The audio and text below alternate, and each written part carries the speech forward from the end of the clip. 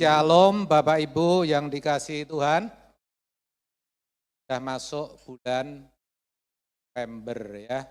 Saya bersyukur kepada Tuhan, terima kasih ya.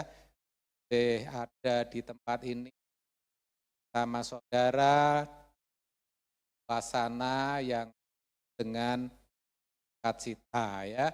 Saya percaya Bapak Ibu Saudara adalah anak-anak mudaan yang diberikan oleh Allah Bapa. Ya. Amin. Sehingga semua pergumulan kanan hidup bisa dilalui sampai pagi. Ya. Ada sukacita, kasih senyum kanan kiri kalau ada sukacita, ya luar biasa. Puji Tuhan. Bapak Ibu Saudara yang dikasihi Tuhan, banyak orang bahkan hampir semua orang tidak menyadari, tidak meyakini, dan tidak menghayati bahwa manusia sesungguhnya diciptakan sebagai makhluk kekal. Akibatnya apa? Akibatnya sedikit sekali atau hampir tidak ada orang masuk di dalamnya orang Kristen yang memiliki keberanian untuk mempertaruhkan potensi yang diberikan Tuhan, kekuatan, daya, tenaga, apa yang sudah diraih untuk memperkarakan keadaan batin. Padahal keadaan batiniah seseorang itulah yang menentukan nasib kekalnya. Bahkan yang akan sampai kepada kekekalan. Tapi kalau untuk yang tampak, untuk yang lahiriah, untuk meraih keberhasilan hidup, untuk meraih kedudukan dan jabatan tertentu, berani mempertaruhkan apa yang ada. Kalau perlu kehilangan sebagian harta enggak masalah, asalkan bisa dapat kedudukan, bisa dapat jabatan. Kesehatan dikorbankan enggak masalah, asalkan bisa beroleh keberhasilan hidup.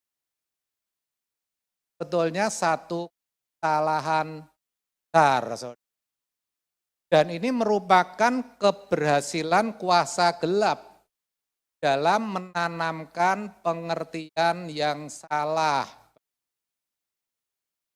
Apa sebabnya? Tuhan tidak mau kalau kita umat pilihan, orang percaya itu berfokus pada hal-hal lahiriah. Dan pagi ini kita diingatkan dengan tulisan Rasul Paulus dalam 2 Korintus 4 ayat 16 sampai 18. Demikian bunyi firman Tuhan. Sebab itu kami tidak tawar hati. Tetapi meskipun manusia lahiriah kami semakin merosot, semakin melemah, namun manusia batiniah kami dibaharui dari sehari ke sehari. Sebab penderitaan sekarang ini, penderitaan ringan yang sekarang ini mengerjakan bagi kami kemuliaan kekal yang melebihi segala-galanya, jauh lebih besar daripada penderitaan kami. Luar biasa. Dan ayat selanjutnya, sebab kami tidak memperhatikan yang kelihatan, melainkan yang tak kelihatan. Apa? Karena yang kelihatan adalah sementara, sedangkan yang tidak kelihatan adalah kekal. Kalau kita baca berulang-ulang, kita renungkan, saudara akan dapatkan, saudara akan temukan berkat-berkat rohani yang luar. Sebab dari ayat ini minimal kita itu tahu bahwa sejatinya manusia itu dua dimensi yang namanya kehidupan lahiriah atau kehidupan jasmani, juga kehidupan batiniah atau kehidupan rohani. Kita, Bapak, Ibu, Saudara, dan saya itu menghidupi dua manusia, saudara. Jarang kan yang menyadari. Yang pertama adalah manusia jasmani atau lahiriah. Dan yang kedua adalah manusia rohani atau manusia batiniah. Karena keduanya itu bertolak belakang. Keduanya itu bertentangan, saudara. Dari ayat tadi kita bisa ngerti bahwa dikatakan manusia lahiriah kami semakin merosot. Artinya apa? Manusia jasmani, manusia lahiriah itu semakin hari semakin dan tidak bisa Pak Ibu, ketika rambut saya sudah mulai putih, betul gak saudara? Gak bisa saya baharui, saya mau pakai apapun lalu tumbuh, sampo jenis apapun tumbuhnya langsung hitam. Pernah yang ngalamin gitu? Gak. Hanya disamarkan. Betul?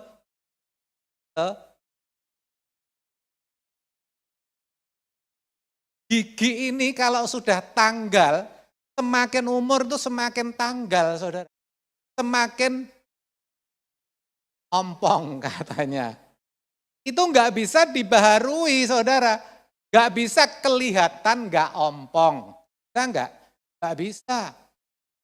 Hanya disamarkan, saudara. Pakai gigi palsu. Betul, saudara? Ya, saudara. Ini ya otot ini juga semakin lemah, makin usia, jangan macam-macam, saudara. Ya kalau kita ngangkat jangan sembarangan seperti posisi kaki, karena sudah lemah. Ketika dipaksakan, sarafnya jadi kejepit, saudara. Itu nggak bisa dibarui kalau saraf sudah kejepit itu, wah, udah berat itu, saudara. Benar ya? Makin lemah, tenaga semakin berkurang ya. Makan nggak boleh sembarangan, kalau dulu makan sembarangan nggak masalah, organ masih. Sekarang kalau mau makan sembarangan ngefek darah, kakinya bengkak, lemes di badan, tidaknya bahasa Jermannya apa ya? Kenceng-kenceng ya. Karena faktor yang namanya U, betul gak? Semua orang bisa ngomong faktor U. Manusia lahiriah itu makin hari makin pudar. Maka Mazmur, dia ngomong di Mazmur 103 ayat 15 sampai 16, adapun manusia hari-harinya seperti bunga di padang. Demikianlah ia berbunga. Ya, kita itu bertumbuh, menua secara fisik itu otomatis, saudara. Saudara nggak usah minta tua sendiri, percaya saya saudara. Betul saudara? Apabila angin melintasinya, maka tidak ada lagi alias ya, dan tempatnya tidak mengenalnya lagi. Saya merenungkan ini tempatnya tidak mengenalnya lagi. Tidak, saudara. Saya buka di medsos konten yang memberkati, katakan apa yang terjadi tentang 21 angin tentang dunia kadoan, saudara. Yang jelas Pak Ibu Saudara dan yang pasti semua yang ada di sini. Dan saudara tahu enggak apa yang kita upayakan, yang kita perjuangkan dan sekarang mungkin rasa kita mati itu.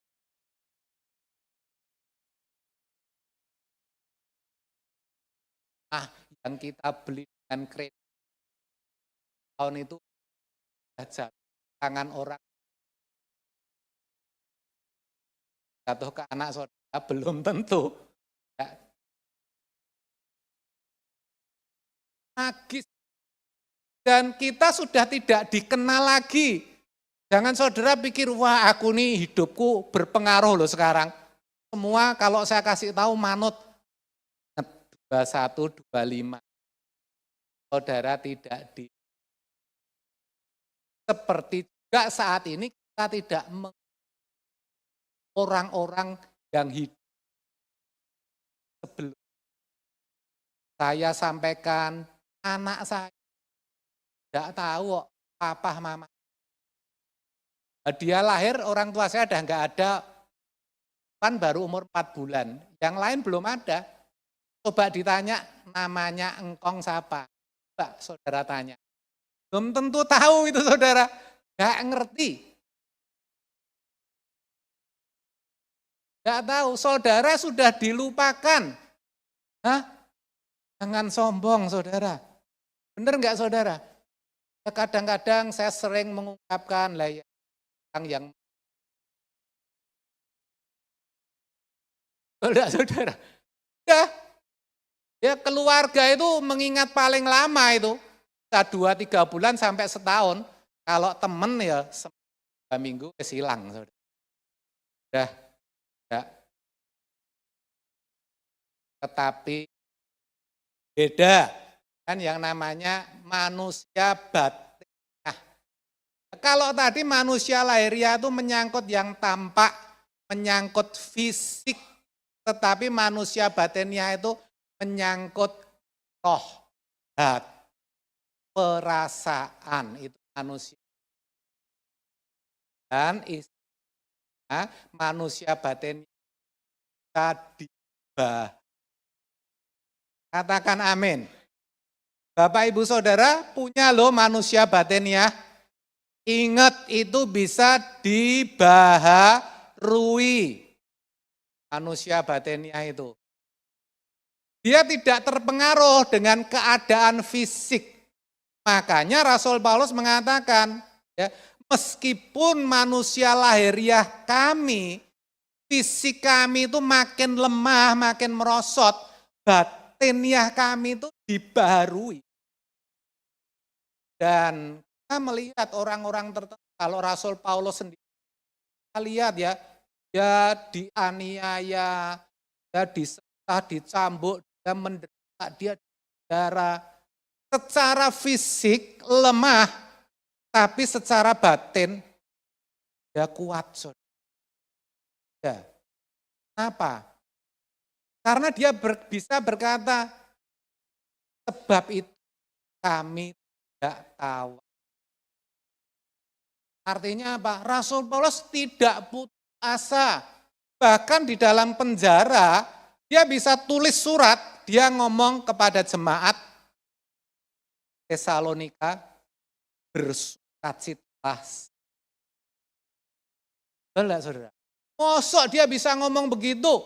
Iya, padahal keadaannya di mata manusia mestinya tidak ada sukacita.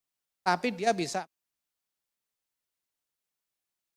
Dan manusia batiniah kita ini yang akan kita pertahankan, yang akan kita bawa sampai kepada kekalahan.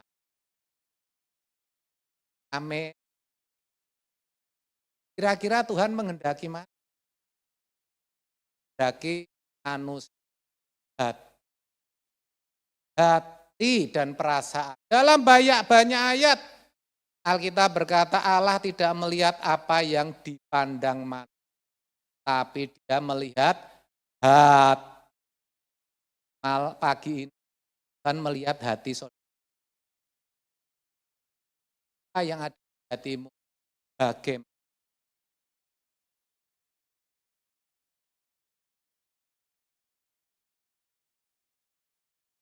Itulah sebabnya yang namanya pembaruan manusia batiniah yang dibaharui dari hari ke hari, bukan pilihan hidup, kan, tapi satu keharusan, tapi sesuatu yang harus kita orang-orang percaya itu payah. Karena kalau sampai tidak, akibatnya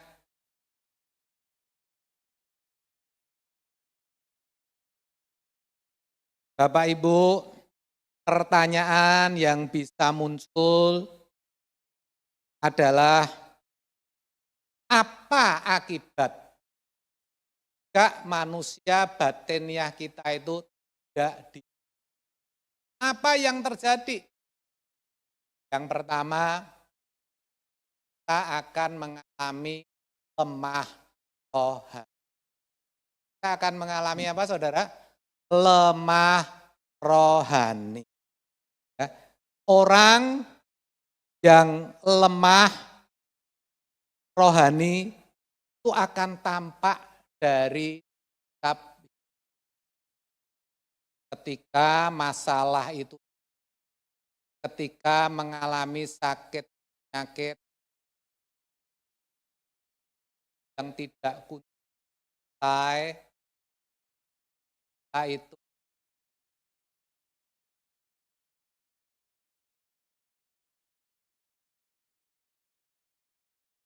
rasa khawatir.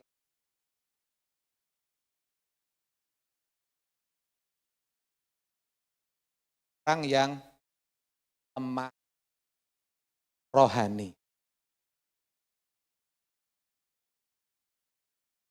Coba koreksi dan teliti. Kalau Bapak Ibu Saudara mengalami tadi hatiku kuat, saudara lagi apa? Lemah rohani.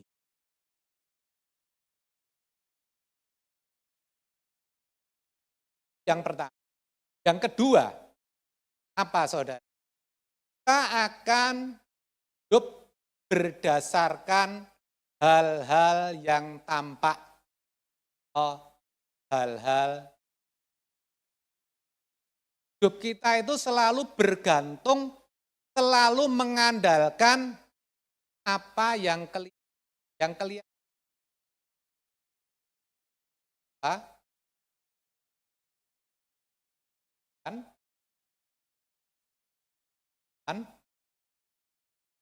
Maka orang-orang seperti tenaga, pikiran, bahkan segenap hidupnya dipertaruhkan untuk hal-hal yang kelihatan. Kesuksesan, kesembuhan, keluarga, untuk kedudukan. Semua dihabiskan di sana. Kan nggak boleh, saudara. Kita masih hidup di dunia, kita masih makan tubuh. Tapi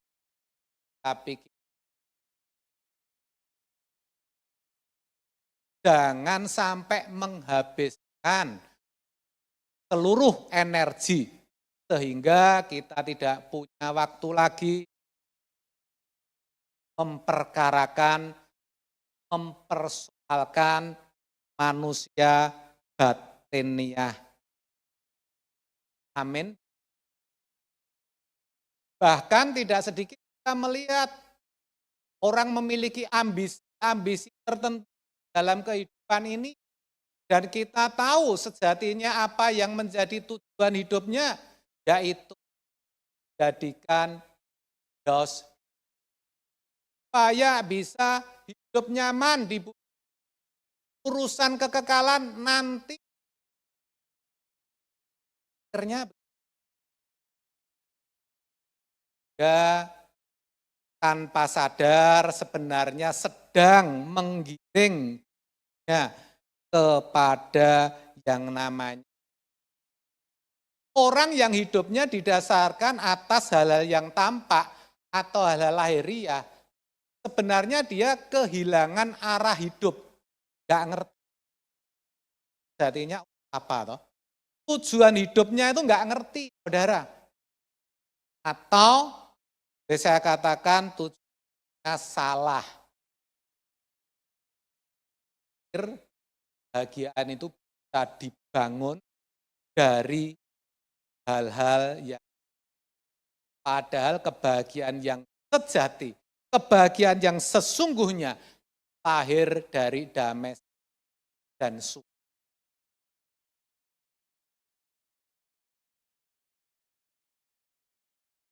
Amin. Ya. Kemudian yang ketiga, apa akibatnya kalau manusia batiniah kita tidak dibaharui? Kita akan kehilangan pengharapan. Kita berpikir kita menghadapi tekanan kehidupan, kita merasa Tuhan itu tidak memperhatikan. Kita merasa Tuhan itu meninggalkan kita. Padahal sejatinya tidak demikian. Kita tahu banyak ayat Alkitab menuliskan. Dalam Roma 8 ayat 28 jelas Allah turut kerja dan mendatangkan.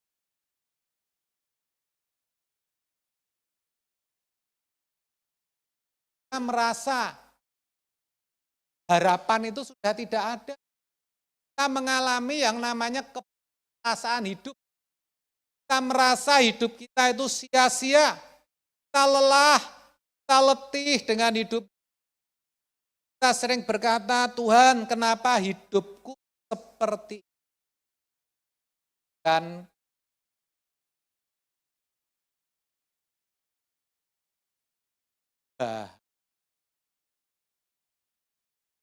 jadi apa pentingnya untuk memperbarui manusia batiniah? Sebabnya pertanyaan yang bisa muncul selanjutnya adalah bagaimana agar kita itu bisa memperbarui manusia. Bagaimana caranya agar kita itu bisa pertama harus datang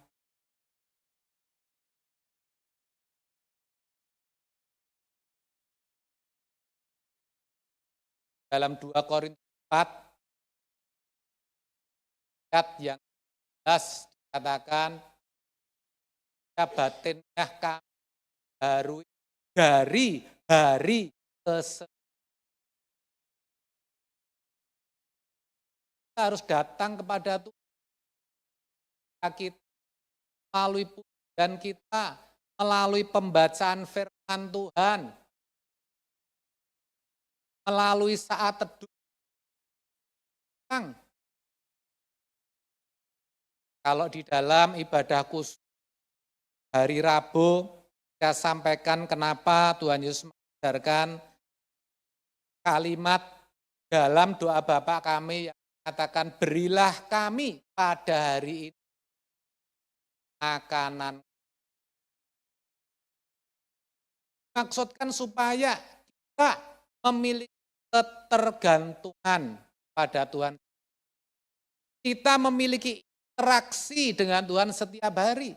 Karena ketika kita memiliki ketergantungan, kita datang kepada Tuhan setiap hari, maka kita akan mendapatkan berkat-berkat rohani yang dewasakan dan menyenangkan kita berada.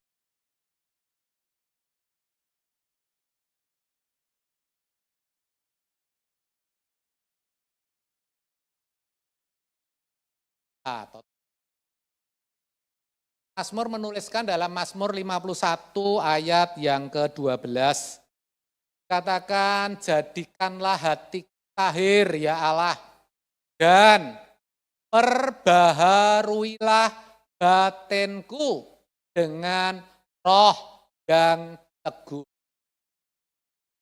Artinya pemazmur menyadari betul dia datang kepada Tuhan dengan satu kerinduan, dia datang setiap hari kepada Tuhan, maka ada pembaruan batiniah yang terjadi. Maka tidak heran kalau bagian lain pemazmur mengatakan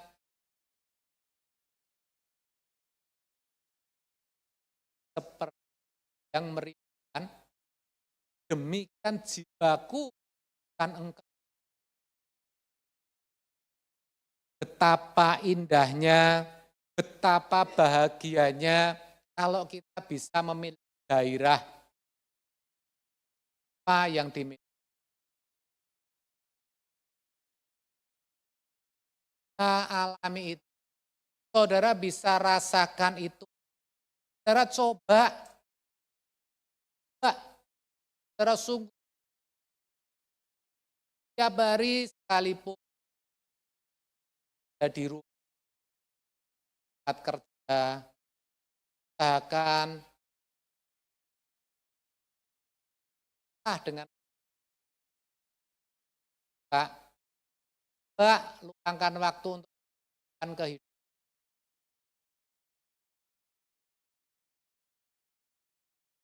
Akan dapatkan berkat rohani. Ya.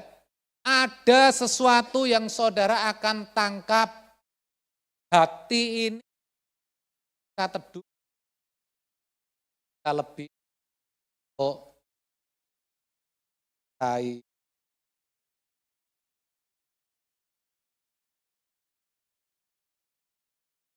Yang pertama, kalau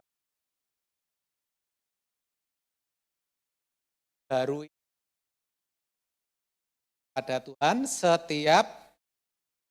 Yang kedua, kita harus bisa belajar memandang hidup ini dari sudut pandang.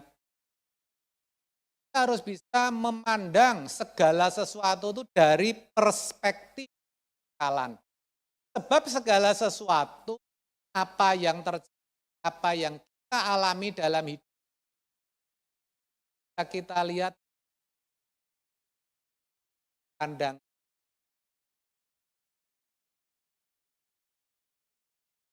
Kita memandangnya dari sudut pandang maka yang tampak adalah sesuatu yang melelahkan. Rasanya beban hidup ini berat, rasanya kita hidup kok menderita, tapi beda kalau kita memandang dari sudut pandang kekekalan. Dan itu yang dilakukan Paulus. Sehingga dalam ayat tadi, Paulus bisa berkata, penderitaan ringan sekarang ini. Apa penderitaan yang dialami Rasul Paulus ringan, saudara? Tidak, berat. bahkan sangat berat. Ya, saya pikir tidak ada satupun dari kita yang beban pergumulannya itu kasut. Tapi dia bisa berkata penderitaan ini ringan. Kenapa? Karena dia memandang dari sudut pandang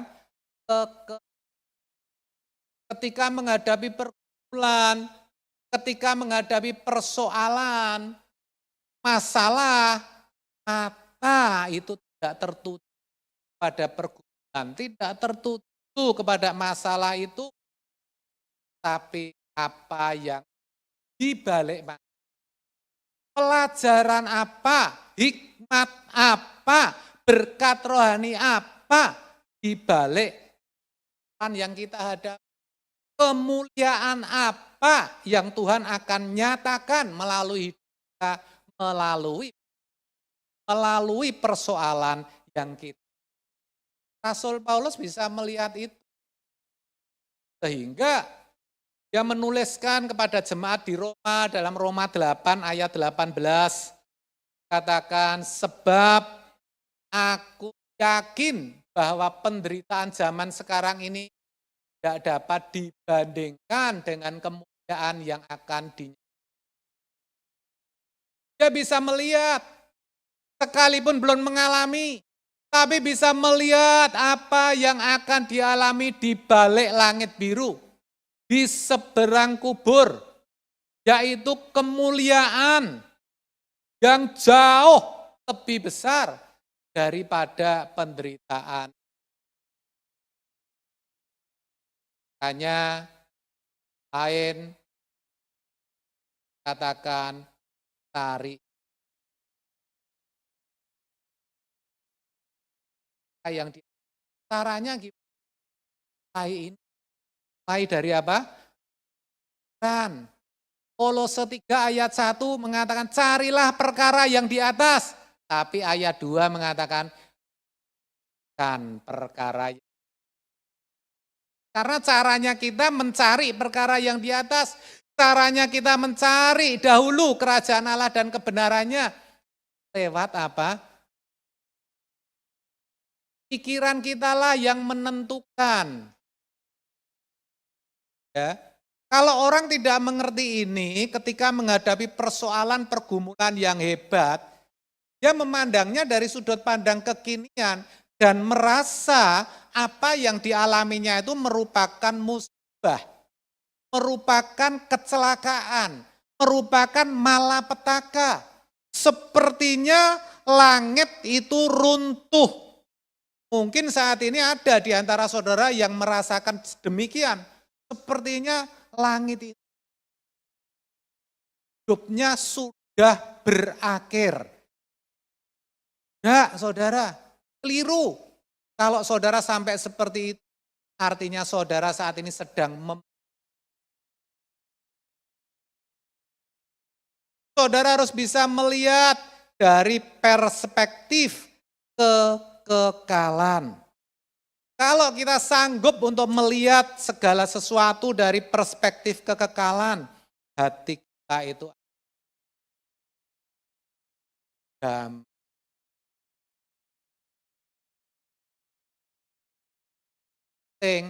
Ini lebih berharga kebenaran ini daripada apapun yang saudara raih.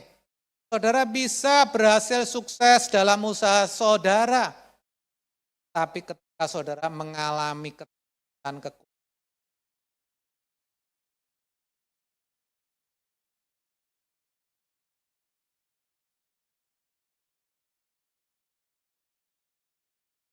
bisa ubah mindset, saudara bisa ubah pola pikir, saudara bisa melihat seperti Yesus memandang. Saudara bisa teduh dan saudara bisa melanjutkan.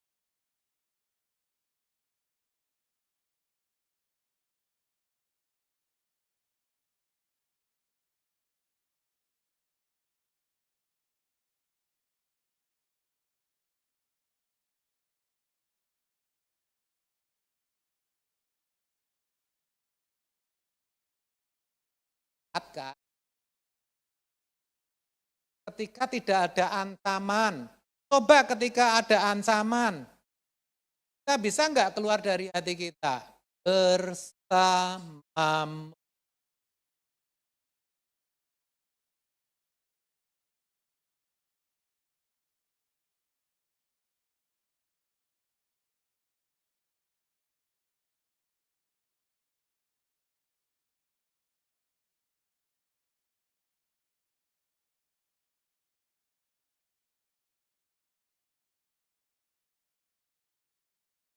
Ya Pak, nggak susah, nggak butuh. Dan Tuhan menyediakan peristiwa.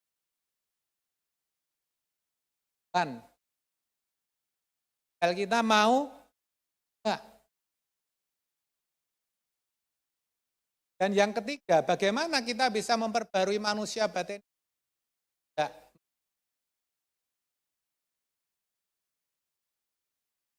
Enggak mengandalkan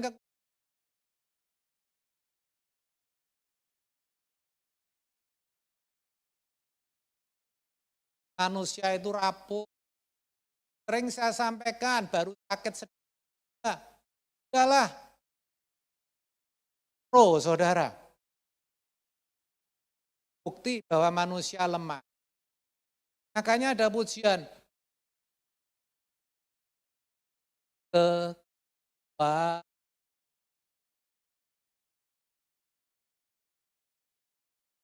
Jalani tanpa Tuhan yang ku tak dapat sendiri. Engkaulah kuatku yang menopang. Ku pandang wajah-Mu dan berseru,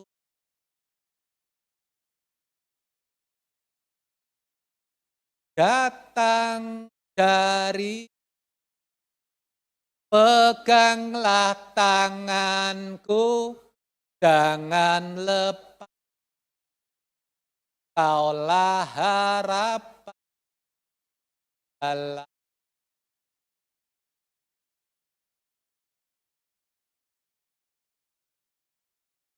Peran Roh Kudus itu besar dalam hidup kita.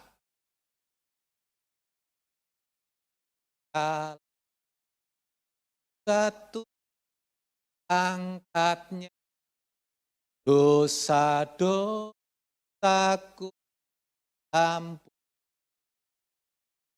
aku tembus bebatnya.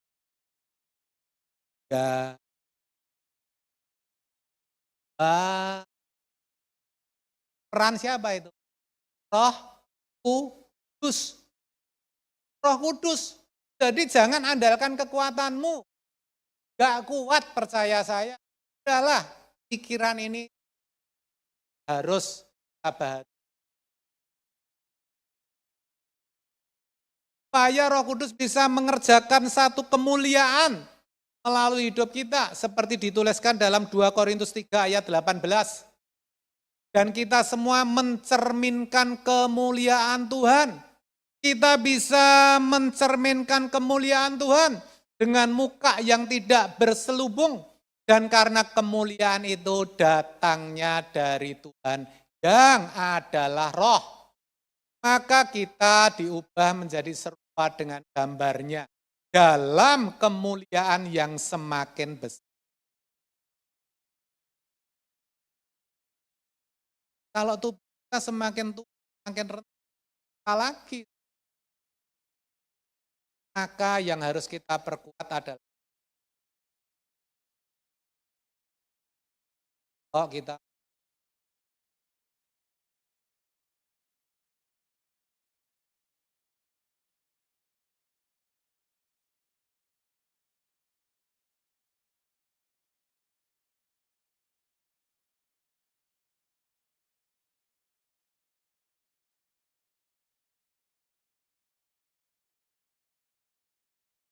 Dia bisa memancarkan kemuliaan Allah. Apa karena kekuatannya? No, tapi karena kekuatan dari roh yang ada dalam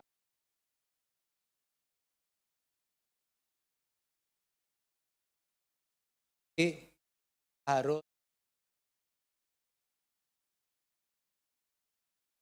ada seorang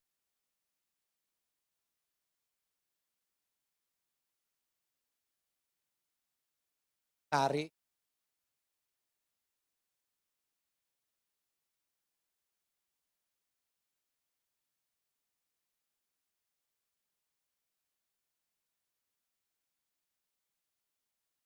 Dia sudah doa, Tuhan, ubahlah keadaan ini, ubahlah situasi ini. Artinya dia pengen segera.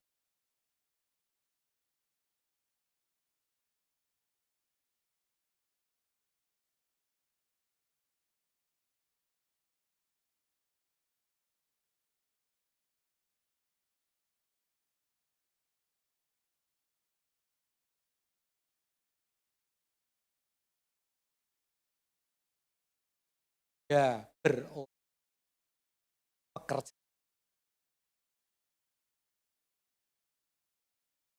Dia sadar, dia bisa berkata, awalnya saya minta dan mengubah keadaan saya. Saya sadar dan lebih hati saya diubahkan, saya lebih rendah hati dan justru saat itulah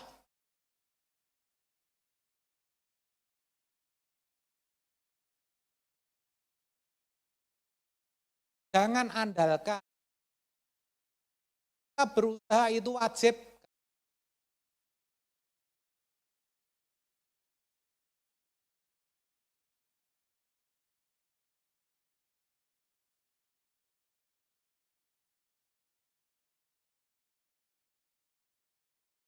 Sebab itu satu hal sebagai obsesi.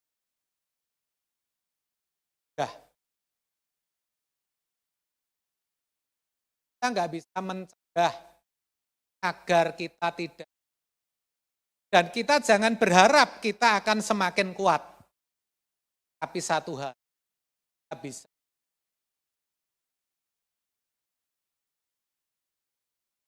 Dan itu ya nggak butuh biaya.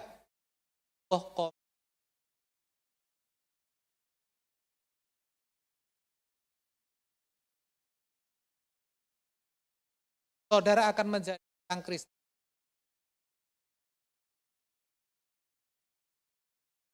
Tuhan akan pakai hidup. Hidupmu akan bersih. Hidupmu akan menjadi anggur yang tercurah roti. Hidupmu bisa menjadi berkat.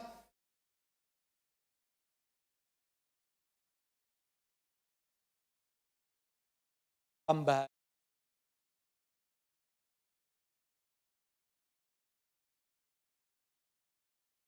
Dari hari ke hari.